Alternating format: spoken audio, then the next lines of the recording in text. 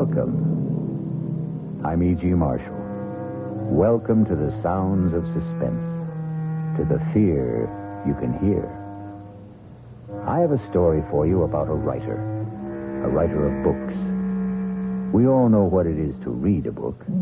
We all read, sometimes to learn, sometimes to pass the time, sometimes to experience a life unrelated to our own, and sometimes to surrender ourselves to the fantasies of a person we have never met and will never meet. But what is it to write a book? That's another thing altogether. But what difference does it make? All the difference in the world. Well, it's not as if it were real. It is real. Don't you see that? Well, I mean, it's not real life. It is real life. It's a life more real than yours or mine or any life that anyone will ever live. Well, how can you say that? It's just a book.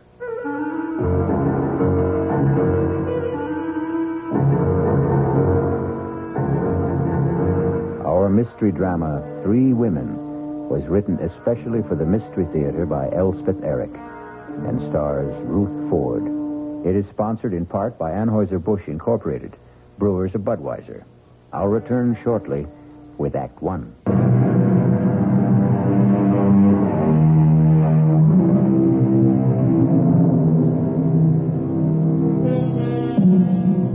What is a book? 200, 300, 400 pages of words lying side by side in rows. That's all. Words we all know. Many of them we use. Nothing mysterious about the words themselves. But they are not thrown helter-skelter on the pages, are they? No, they lie there in a certain order, each one following on the one before. And who prescribed that order? Who put this word here and that word there? A writer. And this is the story of a writer named Stephen Lake and the book he wrote.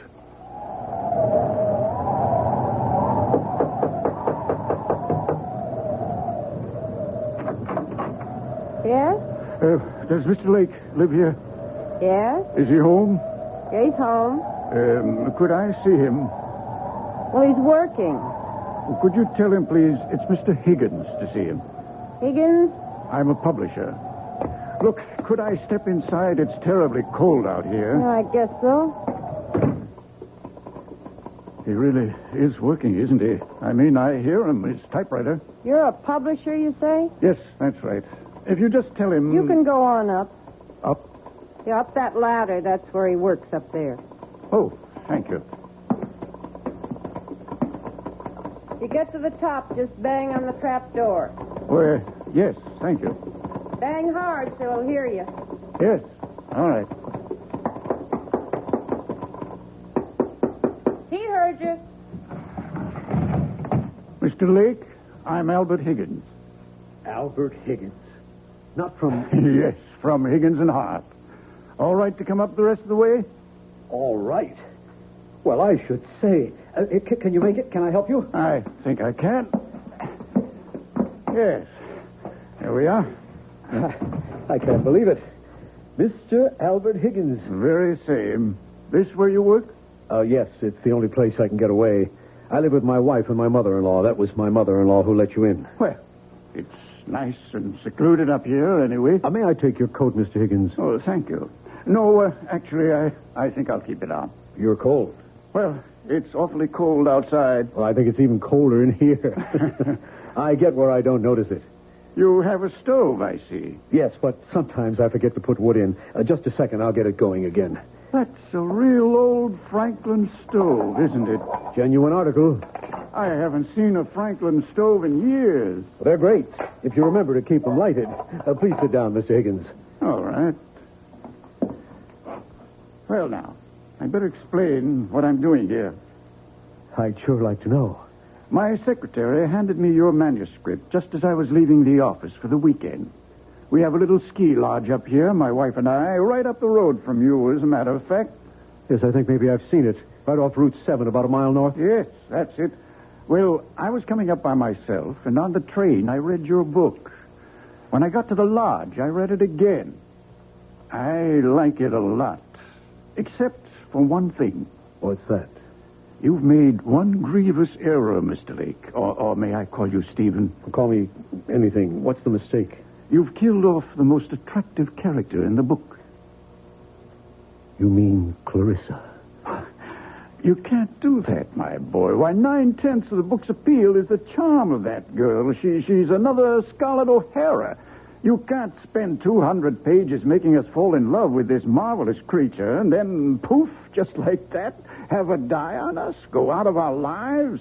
Well, you just can't do that. But I have to. Well, you don't have to at all, Stephen. You've written a marvelous book. I want to publish it. All I want from you is 10 new pages, the last 10. Write me 10 new pages at the end and let Clarissa live. I can't. Now, Stephen, that isn't asking much. It's everything. I can't do it. She has to die. She has to. Why does she have to die? Because if she doesn't die, I don't know what'll happen to me.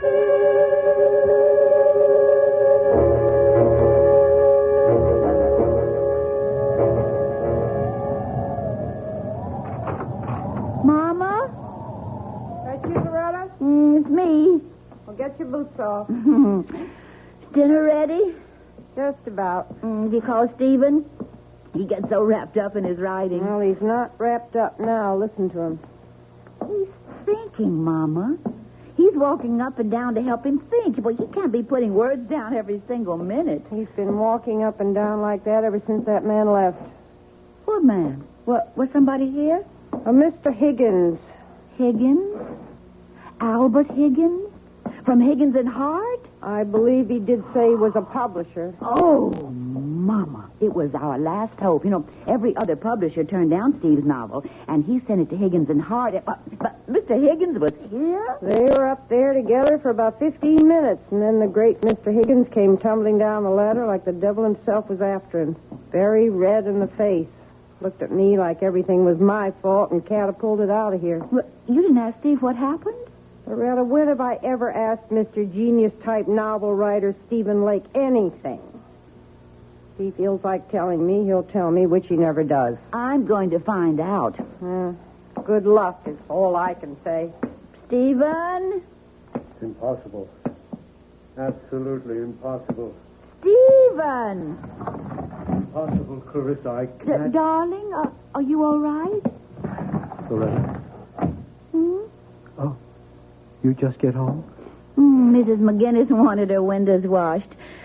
Darling, Mama said... I don't want you washing windows. Stephen, Mama said there was a man here today, a Mr. Higgins? Albert Higgins. He really was here? He has a ski lodge up the road. Well, he didn't just drop in, did he?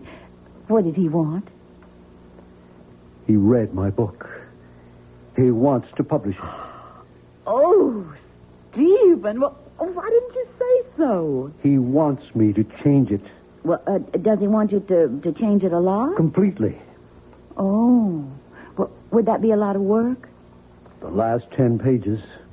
He wants me to let Clarissa live. Is that all? Oh, Stephen. What do you mean, is that all? Clarissa is supposed to die. It's all been decided. She has to die. I can't let her go on living just to please Mr. Higgins. But it's not just Mr. Higgins. Oh, Stephen, I wasn't going to tell you yet, not for a while. But I can't go on doing housework for other people much longer. I never wanted you to do housework for other people. But pretty soon, I won't be able to. I'm going to have a baby, Stephen. You're not. You must be wrong. Oh, no, I'm not wrong. Not about this. You must be. Well, Stephen, aren't you glad? Just a little bit, and coming right now. What with Mr. Higgins wanting to publish your book, why in the spring we'll both be having babies. You'd be having your book, and I'd be having... I can't let Clarissa live. I can't do it. She has to die. Just the way I wrote it, she has got to die. Stephen, you're frightening me. I'm sorry. What difference would it make if you let Clarissa live? all the difference in the world. It's not as if it were real. It's just a book. It's not just a book.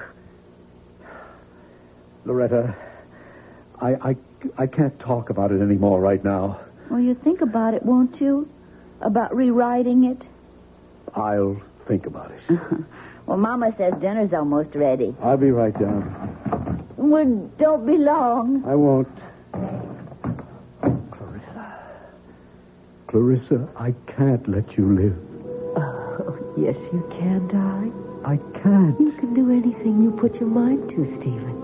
Anything at all. You're such a great man, darling. You can do anything. Absolutely anything at all. You know you can. Mr. Higgins, this is Stephen Lake. I have to see you, sir. No, right away, if that's possible. I'll come to your place. Yes, it's better that way. In an hour. All right, sir. I'll be there. Oh, that's my sweet Stephen. My dear love. My own brilliant boy. My Stephen.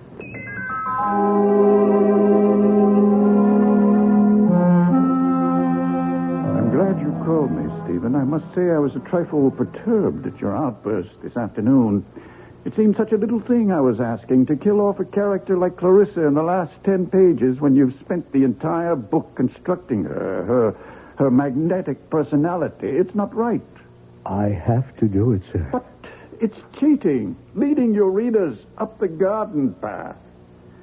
I'll tell you something which perhaps I shouldn't, but anyway, I discussed with my wife the possibility of a sequel to this book, using the same central character.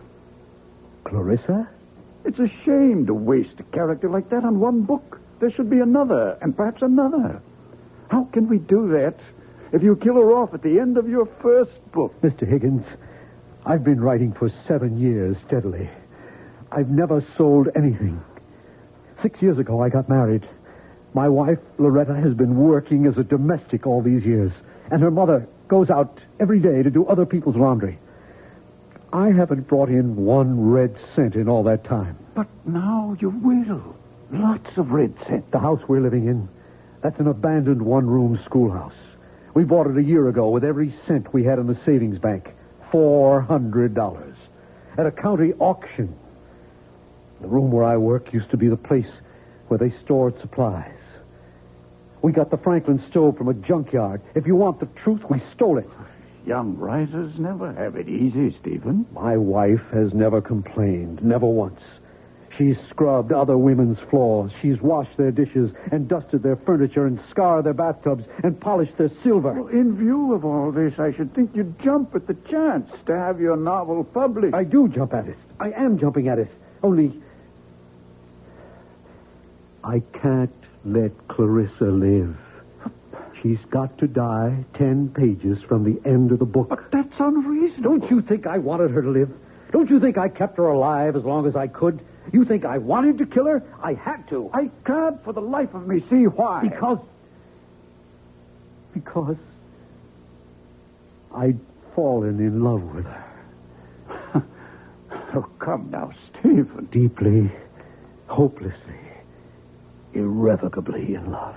Now, my boy, I've been a publisher a long time. I've talked to dozens of authors.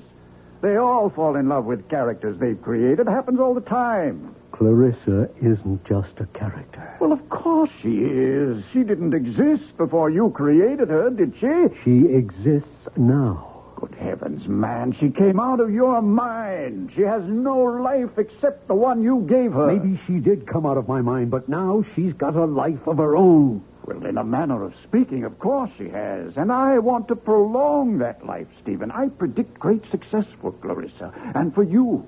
You and Clarissa are one, you might say. No, we are not one. We must never be one. I want her dead. And out of my life.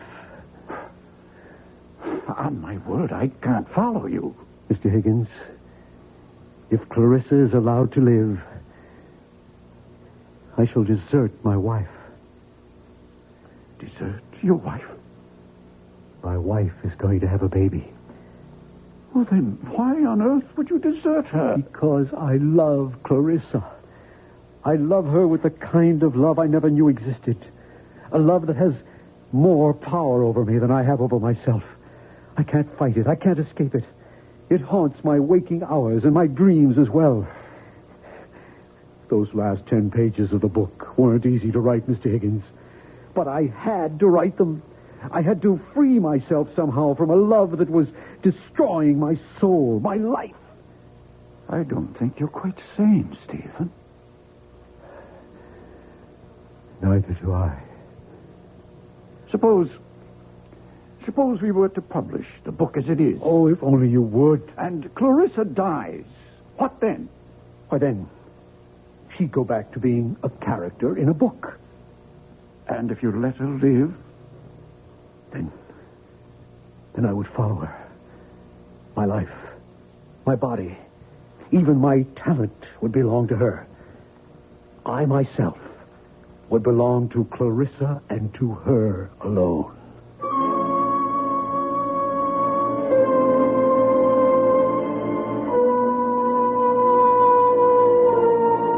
Everybody talks about love, but nobody does anything about it. Now, here for the first time, we have a man who wants to do something. He wants to kill the lady. It may not be the perfect solution, not one to be universally recommended. Still, it's something. We'll be back shortly with Act Two. It was an American writer who said it, and not so long ago. Novelists, whatever else they may be, are also children, talking to children in the dark. Listen with me now to the second act of Three Women. Stephen is talking to Clarissa, a character he created in one of his books, In the Dark. Clarissa, I can't let you go on living. But I want to, Stephen. Of course you want to. We all want to. But I want to so badly, and it's your fault, Stephen. Why is it my fault? Because you gave me such a wonderful life in your book. I enjoy it so much. I can't bear the thought of giving it up. Neither can I. Neither can I. To have had a life like that and then to die 10 pages from the end of the book. I know. When the book is published, you'll be dead. I don't see why, Stephen. I really don't. Because till now it's just been you and me and this room and words on paper. But after the book is published... What will it be then? It'll be something that sells for $7.95. $1.50 in the paperback edition. My goodness, you're counting on a big sale, aren't you? Just hoping. But it won't have a big sale if you kill me off, sweetheart. It might. What was that? Who came in? Probably my mother-in-law. She gets home early to get dinner ready. Will she come up here? I don't think so. She hardly ever does. Oh, then let's talk some more about how much you love me. She is coming up here. Oh, bother. Well, we'll talk some more later. I am not going to let you kill me off, Stephen. It's too cruel. Just a minute. All right, to come up. Of course, Mother. Give me your hand. What a place. How do you stand it? I like it. It's cold, too. Your fire's gone out. You been working? Oh, no, not much. Well, what have you been doing? Figuring something out? Well, trying to. Figuring out what to do with the last 10 pages of your novel? More or less.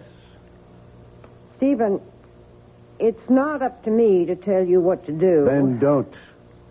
I don't know one book from another, but this book of yours, it's a novel, isn't it? It's a novel. About made-up people, right? Yes. So what's the difference? You can do what you want with made-up people. They can live as long as you're alive to write about them. True? Is that true? Yes, that's true. So, if Mr. Higgins says you should let this character, this Clarissa, go on living, what's the difference? Let the lady live. Who cares? Also, and I don't mean this as a reproach, we can use the money. Believe me, I know that. So, if the little lady is worth more alive than dead, I say let her live. Yeah. It's not a lot of work. The way I understand it from Loretta, I mean, you don't have to write the whole book over. Just the last 10 pages. Well, what's that? You can knock that off in no time. Well, I better be getting on down and get dinner started. It'll be ready in about half an hour. I'll be down.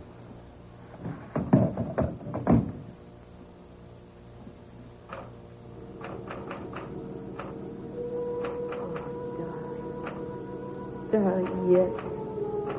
Yes, sweetheart. The cold hand I held, wet with my tears. Oh, Stephen, that's beautiful. Stirred ever so little. The fingers moved faintly in mine.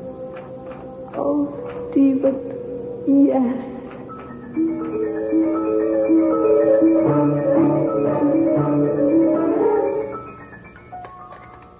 That was a very good dinner, Mother. How would you know? You hardly tasted it. Well, what I did taste was awfully good. Nobody's going to eat any more. I'll clear. Well, let me help, dear. Oh, don't be silly, Mama, and I'll finish up. You go back to work if you want to. Well, all right. I guess I will. Poor Stephen. He looks awful. He hardly eats anything anymore. I had a talk with him today about changing a book. What did you say? I said, what's the difference? Character in a book can be alive or dead. Who cares? Stephen cares. Well, why should he? Oh, Mama. He's a writer. Writers care about these things. It has something to do with, artistic integrity. You think maybe somebody's putting things into Stephen's head? Artistic notions, things like that? Who would do that? Mr. Higgins wants him to change the book. I wasn't thinking of Mr. Higgins. I was thinking of some woman. What woman? I don't know what woman. I don't suppose I should say this, but lots of times I hear him talking up there. Oh, Mama. Steve talks to himself all the time when he's trying to work things out. This isn't talking to himself. This is talking to somebody. There's a big difference. And another thing, that mattress he has up there, it looks to me like there's two people been lying on it. Mama! All right. I told you I shouldn't say it. Now I'm sorry I did.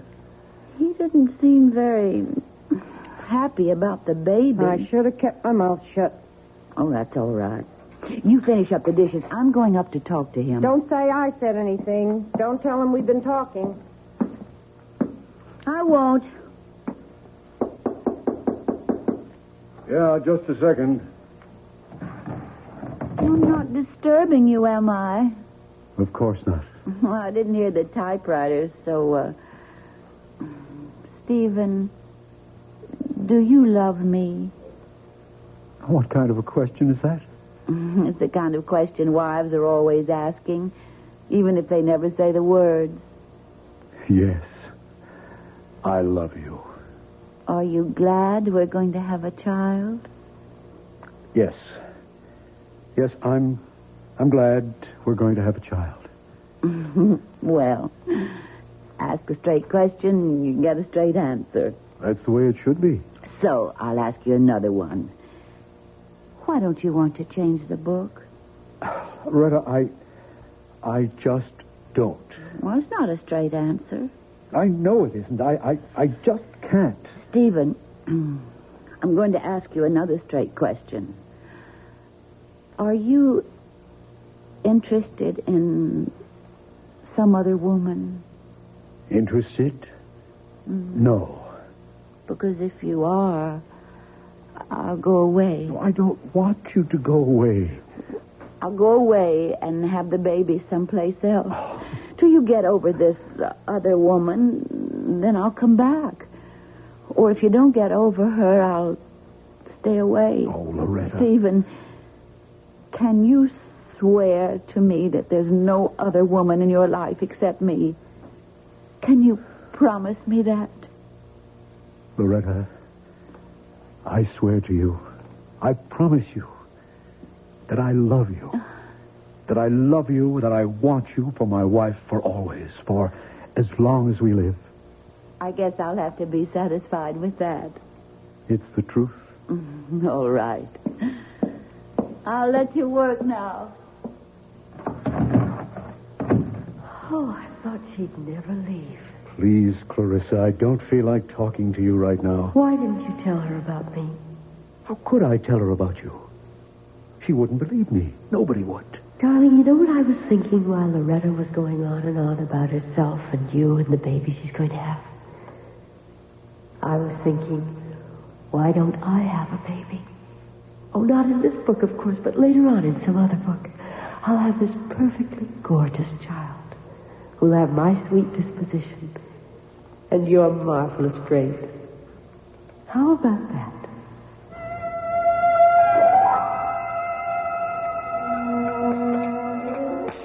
Mama, I asked him if there was somebody else. Another woman. Oh, well. He said he loved me and wanted me for his wife for as long as we live. Well, I still hear him talking up there, and it certainly sounds to me like he's talking to somebody. Oh, Mr. Higgins, come in before you freeze to death. Winter's closing in on us. It sure is. How are you, Mr. Higgins? Fine. I thrive on the cold. Mrs. Lake, your husband's in, I hope. He's up there, working, I guess. Has he talked to you about, about Clarissa, keeping her alive? He just says he doesn't want to. All right to go up and see him? Oh, I'm sure it is. Good luck, Mr. Higgins. Thank you.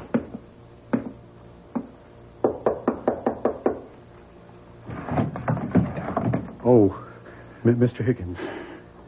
Okay to talk to you for a few minutes, Stephen? I guess so, sure. I thought I'd like to see how you're getting along. I'm not. You haven't done any work? None at all? Oh, a few pages. They're over there next to the typewriter. Okay to have a look? If you want to. Mr. Higgins, if you're here to talk to me about letting Clarissa live. I most certainly am. I'm not sure I can take it anymore. My mother-in-law is talking to me about it. My wife talks to me about it. Stephen, this is very good so far. And the hardest thing of all is Clarissa talks to me about it. Do you know what she wants now? She wants a baby. My baby.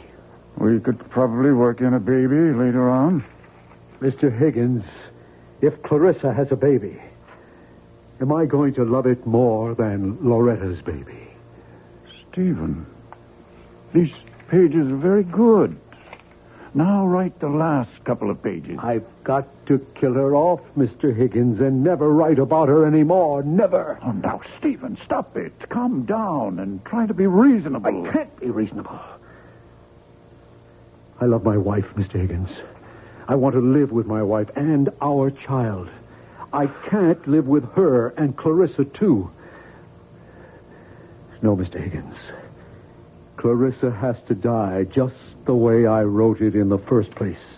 If she dies in this book, then I can't write about her anymore. And if I don't write about her anymore, she won't exist. Stephen, I won't publish the book if Clarissa dies. I've put it to you straight. Don't you think you owe it to your wife, to your mother-in-law, to yourself, to make this little concession? Concession? What will happen to them if you don't? What will happen to them if I do?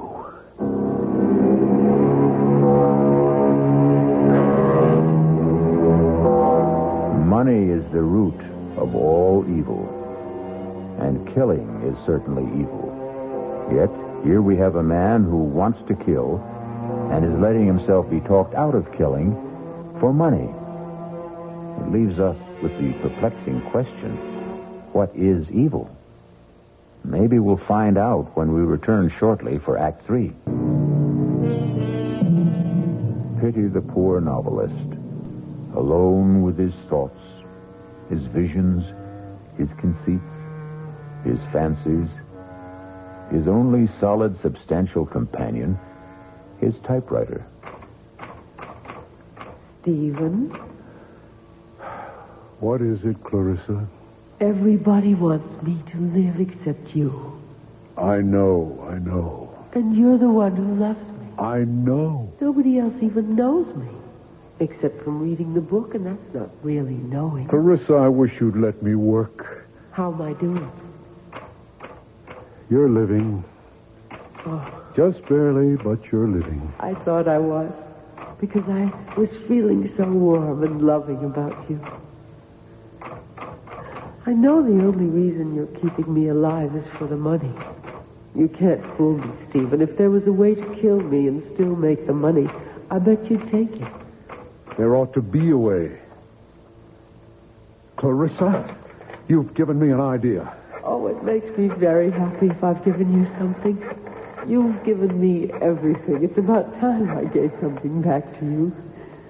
Mr. Higgins, Stephen Lake.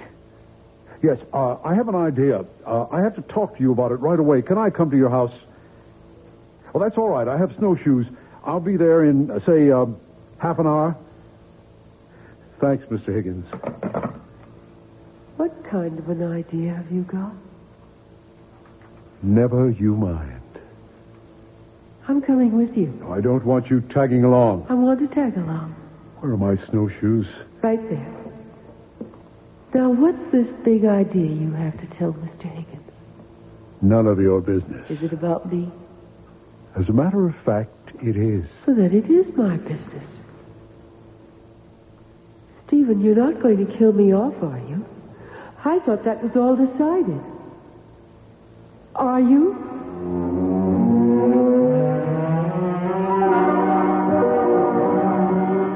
Now, my idea is this, Mr. Higgins. I'll finish up the book just the way you want it. Good. Clarissa stirs and comes to life. Whatever it was she was dying of, she only went into coma, etc., etc. I'll work it out. I'll give you the book in a couple of days, maybe by tomorrow. Good. Then, if you still like it... Oh, I like it. It's yours. Only, I want it in my contract that whatever money the book makes goes to my wife. I want her to get all the proceeds. But it's your book. Why, I just happened to write it, that's all. And writing it, I nearly ruined my wife's happiness and my own. I don't want any money for that. Stephen, it seems to me that you're simply feeling guilty about your feelings for Clarissa. I am. Guilty as hell. And about the other books, the ones after this one. You're not going to tell me you don't want any of that money either. I want somebody else to write those things, not me. You're joking. Mr. Higgins, I've got to get Clarissa out of my head. And the only way to do that is to put her into somebody else's head. Let somebody else keep her alive, not me. Well, I suppose we could find a ghostwriter, but at least let me have those last 10 pages with Clarissa alive. Mr. Higgins, you'll have them. Tonight.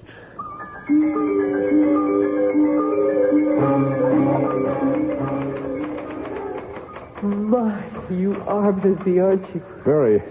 You're working on the new ending to the novel, aren't you? That's right.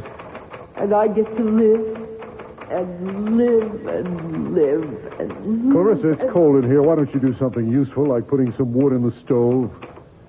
I don't know how. You don't know much, do you? Enough. Okay, I'll do it. Make a nice big fire, and then we can sit and talk about what's going to happen next. What do you mean by next? And all the other books, the ones you're going to write after this one. Now blow on this fire, will you? Oh. At least you can do that. Okay. Go on, tell me about the other books. I don't know anything about the other books. Would you like to hear some of my ideas? Not really. Well, that's enough. You can stop blowing. It's caught fire. That feels good. I think the next novel ought to be in Venice. Clarissa, I have made a deal with Mr. Higgins.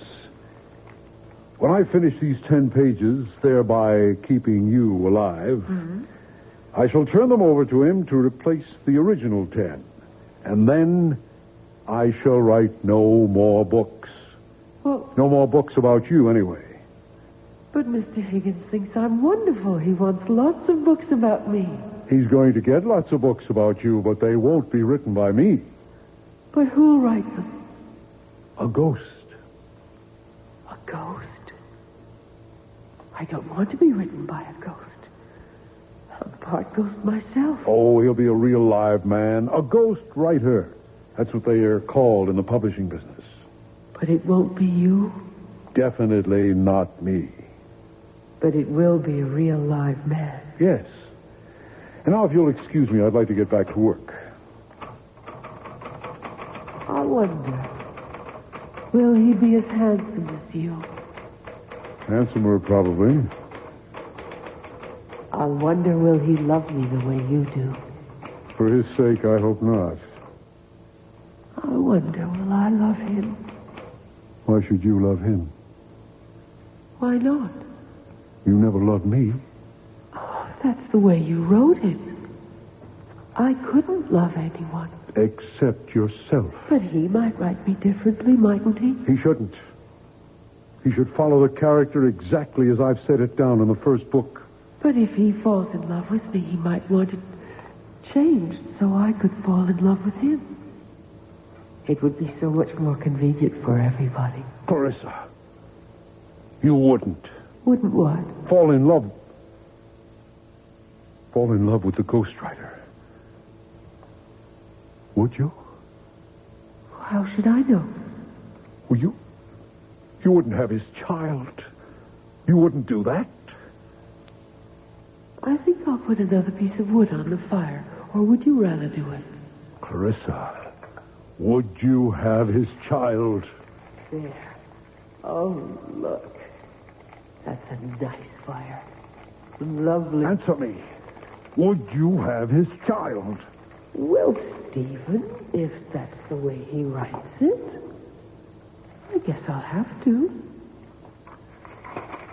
Stephen, what are you doing? Oh, no. You're not going to have his child. No. Stephen. You're going back to where you were in the original. You're going to die 10 pages from the end of the book. You're not going to burn the new pages, Stephen. You're not. Don't. Help! Help! Someone help me!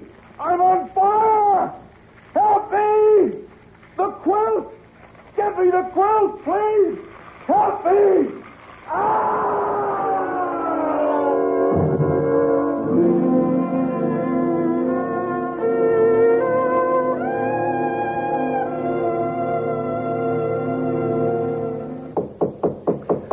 I'll get it, Mama.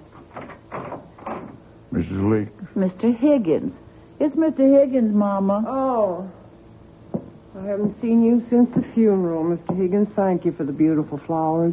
May I come in for a minute? Why, of course. Come in. Would you, like a cup of tea, Mr. Higgins? I was just about to put the kettle on. Thank you, no, Mrs. Lake. I haven't wanted to intrude before this on your grief. Such a terrible accident. Well, Mama and I can't figure out how it happened.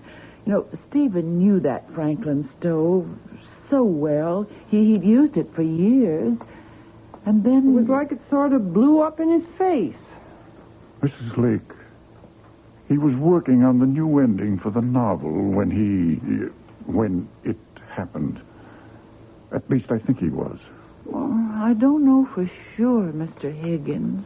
He promised me I'd have the new pages that same night. He acted as though he couldn't wait to get started. Oh, then I imagine that's what he was doing. Mrs. Lake, would you mind if I'm not intruding? Could I go up and take a look? You see, if I can find them, I can just substitute them for the original last 10 pages, and we can go right to work. I think we might be able to publish the book this spring. Why, that would be wonderful. At least you'd have a little money coming in. Stephen would have liked that. So, is it all right if I take a look? Why, surely. You don't mind if I don't go up there with you? I haven't wanted to somehow since the fire. No, that's quite all right. I'll go up by myself. Trapdoor's not locked, Mr. Higgins. Make it all right? Yes. Thank you. Fine. Oh, I suppose I should have cleaned up that place, but I just couldn't. No hurry. When the time comes, I'll do it. It never entered my head to look for those 10 pages. No, never mind. Mama, if he finds the pages and publishes the book, and if it's a success, that'll be nice, won't it? Mrs. Lake. What is it, Mr. Higgins? You found them? I found something. I found these 10 pages. Oh, thank the good Lord. All neatly stacked beside his typewriter. Oh, I'm so glad, Mr. Higgins. Glad. Have you read them? Why, no. Well, listen. Lovely, gorgeous Clarissa lifted her beautiful head. She wasn't dead after all. Well? But that's not the way Stephen writes. I could hardly believe my eyes. That creamy complexion was beginning to pinken. Pinken? There's no such word as pinkin. My adorable sweetheart had only fainted and wasn't dead at all. My goodness, but I was happy. Now, I ask you... Stephen didn't write that way at all. Nothing like that. And who did? Who did write this awful trash? Mr. Higgins, you don't think that... Well, somebody wrote it. It's typed on his typewriter. You don't suppose it is possible that Stephen went mad and wrote this awful stuff while he was unbalanced? Mr. Higgins, if Stephen was a certified lunatic, he couldn't write 10 pages like those there.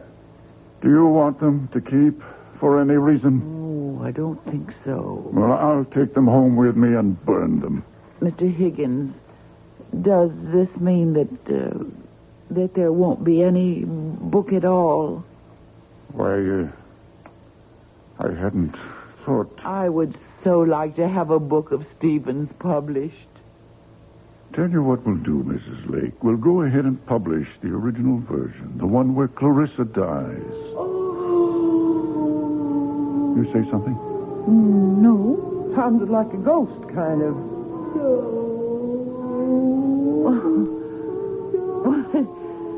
It really does sound like a ghost. Must be the wind. Huh. Well, I'll be getting along. And don't you worry, you two. There'll be a little money coming in. It's still a good novel, even with Clarissa dying. Too bad, though. I'd hoped Clarissa would have a long and happy life, but such is fate.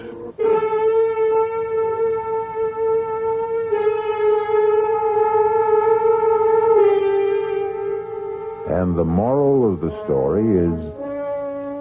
What is the moral of the story? How's this? Lie if you like, but never believe your own lies. Or, the man who fools himself is a fool indeed. Well, something like that. You figure it out. I'll be back shortly. The gift of youth is ours for just a little while. Fame is capricious, and money slips through our fingers. Health is a godsend, subject to recall.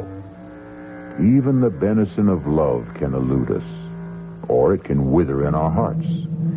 But the blessings of imagination, they belong to us forever and ever. Our cast included Ruth Ford, George Petrie, Elspeth Eric, Joan Loring, and Roger DeKoven. The entire production was under the direction of Hyman Brown.